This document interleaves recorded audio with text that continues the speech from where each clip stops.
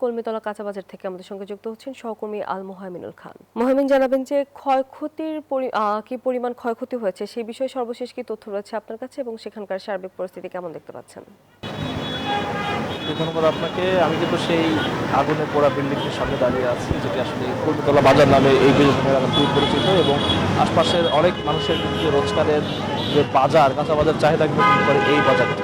দেখতে পাচ্ছেন পেছনে এই পুরো ভবনটি কিন্তু পুরো ছাই হয়ে গিয়েছে এবং দোতলা ভবনটি কিন্তু পুরো নিচে উভয় পক্ষে কিন্তু আপনার প্রচুর পরিমাণে আগুনে ঝলসে গিয়েছে। বিশেষ করে নিচে কাঁচা বাজার থাকলে উপরে কিন্তু বিভিন্ন রকম ফ্রিজ বা রেফ্রিজারেশন সার্ভিস সেন্টার ছিল, ইলেকট্রনিকের সব সার্ভিস সেগুলো ছিল। এগুলো কিন্তু আসলে টেইলার্সের দোকান ছিল, ফলে সেখানে অনেক কাপড় চোপড় ছিল।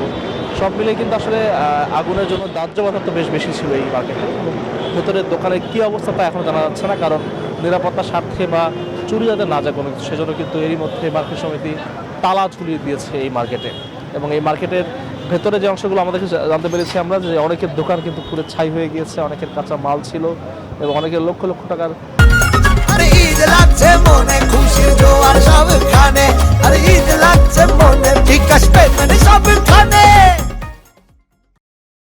ফ্রিজ রাখা ছিল উপরে, যেগুলো ঠিক করার জন্য অপেক্ষা করছিল সার্ভিসের জন্য, সেগুলো কিন্তু আসলে পুড়ে গিয়েছে। এবং কী পরিমাণ ক্ষয়ক্ষতি হয়েছে তা এখন পর্যন্ত জানা না গেলেও যে কজন ব্যবসায়ীর কথা হয়েছে তারা সবাই বলছেন তাদের কিন্তু সমস্ত চালান এখানে আসলে পুড়ে গিয়েছে এবং এই ক্ষয়ক্ষতি আসলে তারা কবে নাগাদ পুষিয়ে উঠতে পারবেন তা কিন্তু এখনও খুলে বলতে পারছেন না।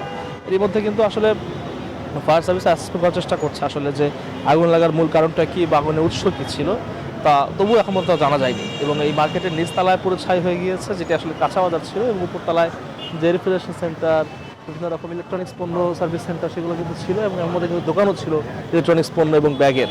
এই সব কিন্তু আসলে পুরো ছাই হয়ে গিয়েছে এবং সেগুলোও কিন্তু বেশ মূল্যবান জিনিসপত্র ছিল সে জায়গায়, এবং প্রচুর পরিমাণ চালান উঠিয়েছিলেন দোকানদাররা সামনের ঈদকে ঘিরে। সব কিন্তু আসলে পুরো ছাই হয়ে যাওয়ায় তারা সবাই এই মুহূর্তে বিধ্বস্ত এবং তারা বলছেন যে তারা এর পরিপূর্ণ ক্ষতিপূরণ চান। তো এই কলমিতলা বাজার থেকে এই ছিল এখন পর্যন্ত আমার কাছে সর্বশেষ তথ্য। মোহাইমিন, ধন্যবাদ আপনাকে।